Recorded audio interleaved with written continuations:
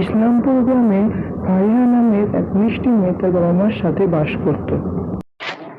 বাবা, তোমরা সবাই সেহেরি খেতে রয়েছে বলো? তোমরা সবাই রোজা রাখবে? আমিও রোজা রাখবো। আমার সব বন্ধুরা রোজা রাখবে বলেছে, আমিও রোজা রাখতে চাই। রোজা রাখি বাবা? না মা, তুমি ছোট বাচ্চা, তুমি পারবে না রোজা রাখতে। ছোট বাচ্চাদের আল্লাহ কিছু বলে না। তোমার রোজা রাখতে হবে না, তোমার কষ্ট হবে, বুঝেছো? না মা, আমি রোজা রাখবো। মা, তুমি আমাকে রোজা রাখতে দাও বলো। মা, তুমি আমাকে রোজা রাখতে দাও। আমার সব বন্ধুরা রোজা রাখবে, আমিও রোজা রাখতে চাই।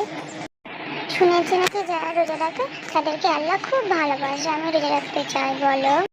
ঠিক আছে মা, তুমি রোজা রাখতে যেগুলো চাচ্ছ তাহলে তুমি রোজা রাখবে, আর কেউ তোমাকে কিছু বলবে না। তোমার সব বন্ধুরা রোজা রাখবে, তুমি রাখো। আল্লাহ তোমাকে খুব ভালোবাসবে, তুমি রোজা রাখবে। কি মজা, কি মজা, আমি রোজা রাখবো। কি মজা, আমার সব বন্ধুদের বলবো আমি রোজা রেখেছি। কি মজা, কি মজা, বাবা খুব ভালো। ঠিক আছে বাবা, তাহলে তুমি বসো, আমি ঘুমাতে যাচ্ছি। সকালে উঠে আবার পড়তে যেতে হবে তো, আর সব বন্ধুদের সাথে গিয়ে বলতে হবে আমি রোজা করছি।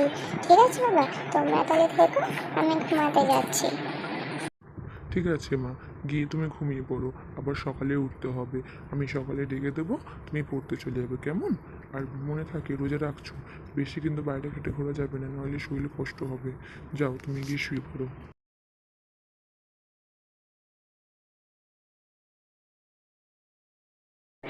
তুমি একে রোজা রাখতে দিলে কেন?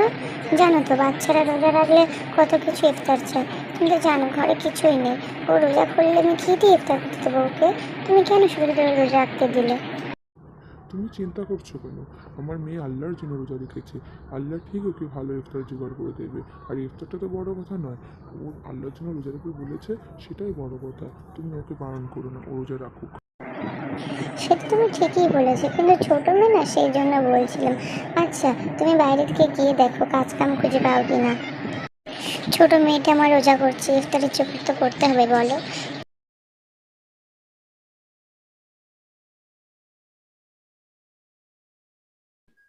তোরা জানিস আমি আজকে রোজা করছি, আমার বাবা বলেছে রোজা করতে, তাই আমি রোজা করছি। তোরা কারা কারা রোজা করছিস? আমিও রোজা করছি।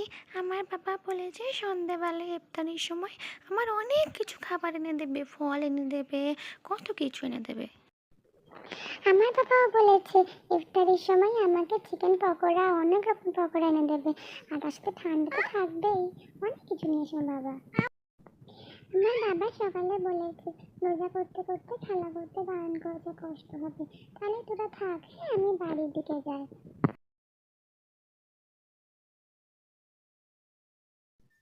জানো বাবা, আমি খেলতে গেছিলাম, তখন সব বন্ধুরা বলছিল ওদের নাকি খুব সুন্দর সুন্দর ইফতারি হবে। আমাদের কি ইফতারি করা হবে না বাবা? কেন হবে না মা? তুমি আল্লাহর কাছে দোয়া করো, আল্লাহ ঠিক তোমার সুন্দর ইফতারি জোগাড় করে দেবে। তুমি বসো, আমার বাইরে কাজ আছে, আমি আসছি। কোথাও যাবে না কিন্তু শোনা।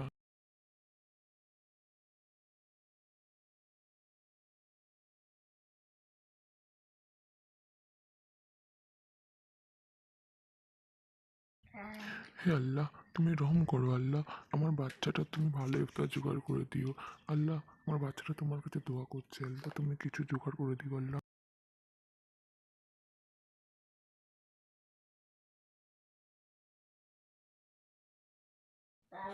আসসালামু আলাইকুম সেলিম ভাই, ভালো আছেন তো?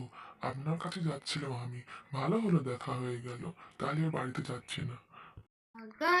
ওয়ালাইকুম আসসালাম রহমতুল্লাহ বরকাতুহু। আপনি ভালো আছেন তো?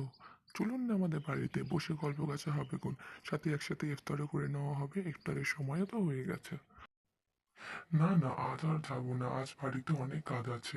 তোমার কাছেই ফলগুলো দিতে যাচ্ছিলাম। এবছর ফলের চাষটা খুব ভালো হয়েছে, তাই ভাবলাম তোমাকে দুটো দিয়ে যাই। আলহামদুলিল্লাহ, আল্লাহ আপনার চাষে অনেক বরকত দিক। আপনার চাষ যেন আরো ভালো হোক। আপনার ধন্যবাদ এই ফলগুলো দেওয়ার জন্য। চলুন না আমাদের বাড়িতে, তাহলে অনেক ভালো হতো। দয়া করে চলুন। এতে ধন্যবাদের কি আছে? ধন্যবাদ দিও না। আর তা আপনাদের বাড়ি আমি পরে একদিন যাবো, আজ যেতে পারবো না, আজ অনেক কাজ আছে। বাড়িতে অনেক লোকজন এসেছে, তাদের জন্য ইফতারি জোগাড় করতে হবে। ঠিক আছে, আপনি তাহলে যান, আমিও চলি। হ্যাঁ, ইফতারির সময় হয়ে গেছে, বাড়িতে হয়তো সবাই বসে আছে আমার জন্য। আর চলি, হ্যাঁ, ভালো থাকবেন।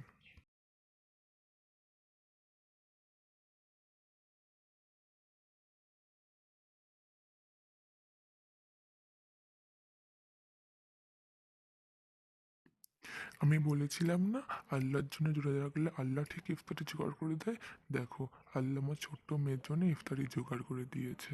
দেখো কতগুলো সত্যি তো গো, তোমার কাছে এক টাকাও ছিল না, তুমি এতগুলো ফল কোথা থেকে নিয়ে এলে? কেউ কি তোমাকে দিয়েছে ফলগুলো? ওই তো রহিম ভাই দিল আমাকে, ওনার ফসল এবছর খুব ভালো হয়েছে তাই আমাকে এতগুলো ফল দিল। তো আমি বলেছিলাম না, আল্লাহর উপর ভরসা রাখলে আল্লাহ ঠিক ইফতারি জোগাড় করে দেবে। তো আমার ছোট্ট মেয়েকে ডাকো, ফলগুলো কাটো, আর সবাই মিলে একসাথে বসে ইফতার করবো, আল্লাহকে শুক্রিয়া আদায় করবো।